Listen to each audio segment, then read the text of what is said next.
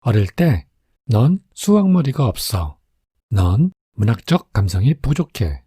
넌 예술적인 감각이 떨어져. 같은 말을 들어보거나 성인이 된 후에도 너는 이 분야와 잘 맞지 않는다 라는 평가를 받은 적이 누구에게나 있을 것이다. 어려운 과목을 공부할 때, 어려운 업무를 처리할 때 자기가 충분히 잘하지 못하는 데다 남들만큼 똑똑하지도 않다고 판단하고 결국 가려던 길을 포기하는 경우가 많다. 우리의 능력을 갉아먹는 이런 해로운 생각은 다름 아닌 우리 내면에서 비롯되며 그 생각은 보통 타인 또는 교육기관이 전달하는 정확하지 않은 메시지로 촉발된다.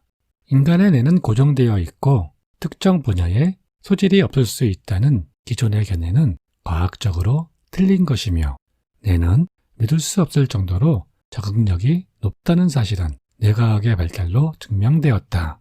뇌가 외부 환경의 양상이나 질에 따라 스스로 구조와 기능을 변화시키는 특성인 신경가소성은 뇌는 정해진 것이 아닌 계속 변화하고 적응하여 경험이나 노력에 의해 발전해 나가는 능력을 말한다. 스스로 자기 한계를 설정하는 뿌리 깊고 위험한 믿음을 깨고 한계제로 접근법을 따르면 누구에게나 큰 기회가 열릴 수 있다. 오늘 소개할 책은 교육학계의 마리키리로 불리며 BBC가 발표한 교육계를 뒤흔든 교육자 8인에 선정된 스탠퍼드 대학교 교육대학원 교수인 조 벌러의 저서 언락이다. 뇌과학자들과 공동작업을 통한 인간 성장과 학습에 관한 연구 결과를 엮은 책으로 자신의 가능성을 잠근 락 상태에서 언락 상태로 풀어주어 내 안의 가능성을 깨우는 6가지 법칙을 소개하고 있다. 1. 타고난 재능을 믿지 마라. 2. 실패를 사랑하라. 3. 무엇이든 될 수 있다고 믿어라. 4. 다양한 방법의 솔루션을 찾아라. 5. 문제 해결을 서두르지 마라. 6. 내 생각과 타인의 생각을 연결하라. 1. 타고난 재능을 믿지 마라. 많은 사람들이 자기네는 수학, 과학, 미술, 문학 등 특정 과목에 적합하지 않다고 생각하며 어려운 과목에 맞닥뜨리면 나의 뇌는 여기까지가 한계다 라고 잘못 판단한다. 하지만 무언가를 학습할 때마다 우리 뇌의 신경 경로는 새롭게 만들어지거나 강화되며 신경 경로끼리 서로 연결된다. 그러므로 내가 고정되어 있다는 생각을 버리고 무한히 성장할 수 있다고 믿어야 한다. 우리가 학습할 때 뇌는 3가지 방식으로 성장한다. 첫째, 새로운 경로가 만들어진다. 처음에는 이 경로는 가늘고 연약하지만 어떤 것을 보다 깊이 학습하면 할수록 이 경로가 점점 튼튼해진다. 둘째, 이미 존재했지만 서로 연결되지 않았던 경로 사이에 새로운 경로가 생겨 이어진다. 셋째, 이미 있던 경로가 더 강화된다. 신경 경로가 새롭게 만들어지고 강력해지는 과정에서 우리는 수학, 역사, 과학, 미술, 음악 등 노력을 기울이는 여러 영역에서 성공을 거둘 수 있다. 이 경로들은 타고나는 것이 아니라 학습을 통해 개발된다. 더 많은 노력을 기울일수록 더 나은 결과가 나오고 내 성장도 활발해진다. 우리 뇌에 놀랄만한 적응력이 있다는 사실을 깨닫는다면 마음이 열리면서 예전과는 다른 인생을 살게 된다. 어려움이 우리를 성장시킨다는 사실을 믿으며 어렵고 힘든 상황에 직면해도 두려움 때문에 등을 보이고 돌아서는 대신 어려움 속으로 자신만만하게 뛰어들어야 한다. 2. 실패를 사랑하라. 인간은 누구나 실수하고 실패를 한다. 하지만 틀리거나 실패하는 것은 나쁘다는 관념을 가지고 성장했다. 하지만 마인드셋의 저자 캐럴 드웩은 우리가 실수를 하거나 틀릴 때마다 뇌에서 시냅스가 점화되며 이는 내가 성장한다는 증거이다 라고 했다. 한 연구진은 피험자들이 시험을 치르는 동안 뇌를 MRI로 촬영했고 결과는 피험자가 문제를 맞췄을 때보다 틀렸을 때 뇌가 더 활성화되면서 강화되고 성장이 촉진되었다. 즉, 실패가 신경 경로를 강화하는데 긍정적으로 기여한다. 우리의 뇌는 신경 섬유들이 연결되어 있는 뉴런을 포함한 그물망을 통해 작동하며 미엘린은 섬유를 감싸는 일종의 절연체로 신호의 강도, 속도, 정확성을 증가시킨다. 우리가 어떤 생각을 떠올리거나 축구공 차기 같은 행동을 할 때 미엘린은 관련된 신경 경로를 감싸서 특정 회로를 최적화한다.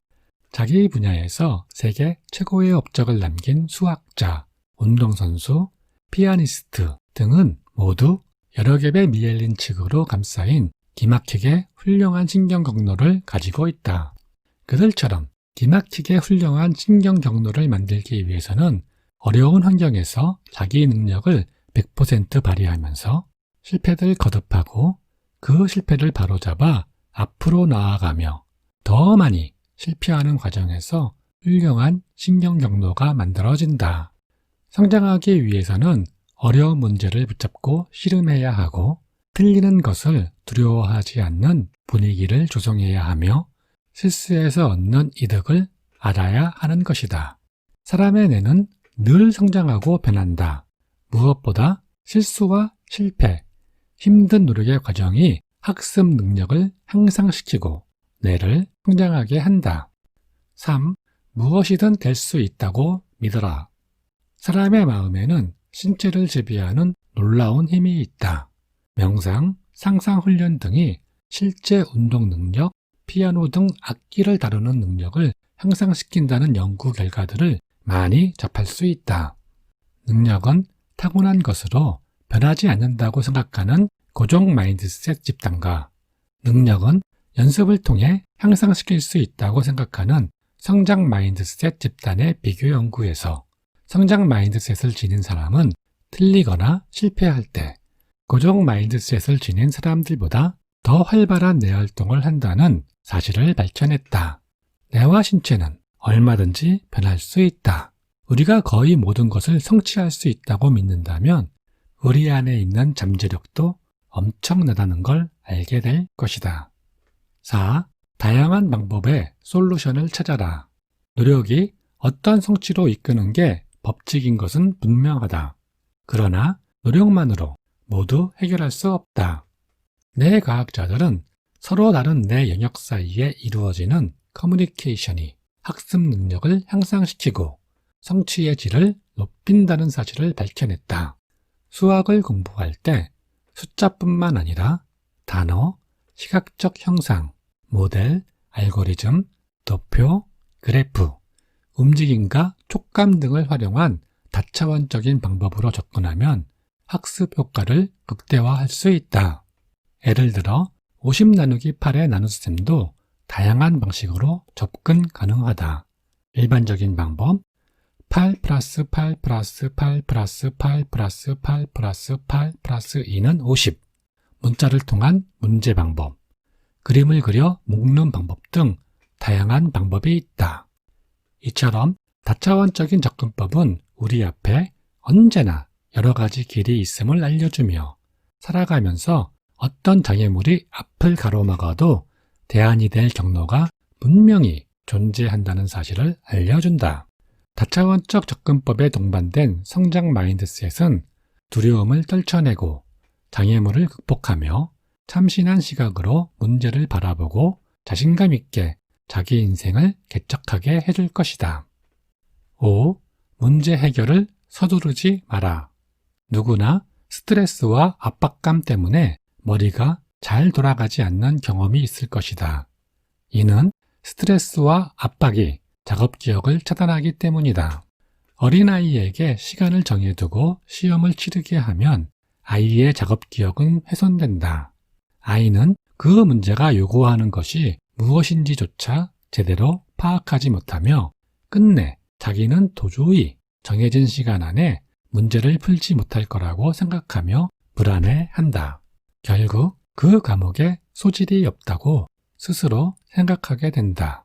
빠른 속도로 학습하면 즉각적으로 내가 발달되지만 느리게 배우면 내가 발달하는데 시간이 걸리는 대신 더 깊고 오래 지속된다. 학교에서는 시험에서 더 좋은 성적을 낼 수 있는 얕지만 빠른 학습을 높게 평가하며 빠르게 암기하는 학생이 우수한 학생으로 인정받는다. 그러나 연구 결과를 보면 힘들게 노력하고 느리게 연습하는 학생이 장기적으로도 성취도가 더 높았다. 생각의 속도가 능력의 척도는 아니다. 창의적이고 유연한 사고로 어떤 문제나 인생을 대할 때 학습 능력은 빠르게 성장한다. 세상을 바꾸고자 하는 사람은 창의적이고 유연하게 생각하는 사람이다. 6. 내 생각과 타인의 생각을 연결하라. 집단 지성의 힘. 아무리 어려운 문제라도 여러 사람이 힘을 합치면 풀 수 있다고 한다. 여러 사람 혹은 여러 생각과 연결될 때 신경 연결 경로는 강화되고 학습 능력은 향상된다. 학생들이 중도의 학습을 포기하는 이유는 힘든 학습 과정을 오로지 자기 혼자 감당해야 한다고 생각하기 때문이다. 그런데 다른 학생과 함께 공부하면서 여러 명이 그 무게를 나눠 감당하니 큰 변화가 생긴다. 무언가를 배우면서 장애물을 만나는 것은 아주 자연스러운 일이라는 걸 깨닫기 때문이다. 진정한 협력은 긍정적인 소통을 통해 가능하며 긍정적인 소통을 위해서는 열린 마음, 열린 내용, 불확실성을 포용하는 자세가 중요하다.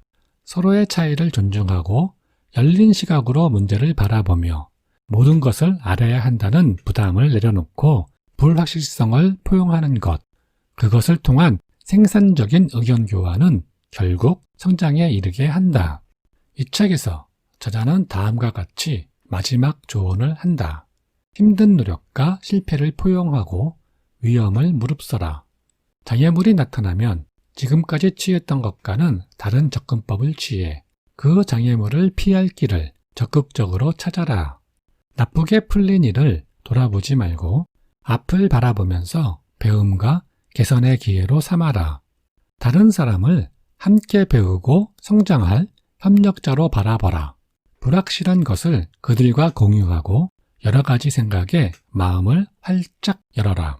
문제 해결의 가장 아름다운 부분은 다차원성에 있다. 단 하루만이라도 한계제로 접근법을 가지고 살아봐라. 단 하루만 해봐도 차이를 확실히 알 것이다. 다른 사람이 한계에 갇혀 있다면 당신이 풀어주어라. 당신이 그 사람들의 인생을 조금이라도 더 낫게 바꾸어 놓을 수 있다는 것을 명심하라.